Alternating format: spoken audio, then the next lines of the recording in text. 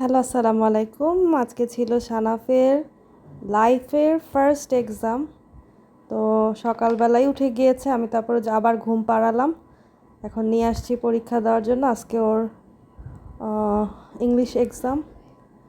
তো লেখা শিখিয়েছি, আর বুঝেও না যে এক্সাম কি। আবার এক্সাম ওর ক্লাসরুমে হবে না, ভিন্ন রুমে হবে। এটা নিয়ে একটু আমি টেনশনে যাবার, নার্ভাস হয়ে যায় কিনা অন্য রুম। তো এখন এক্সাম দেওয়ার জন্য আসছে। কিছুই বুঝে না এক্সাম, বলছি ভালো করে লিখলে তোমাকে ট্রেন কিনে দিব। এই খুশিতে এক্সামের জন্য চলে আসছে। ভিতরে দিয়েছি এক্সাম দেওয়ার জন্য।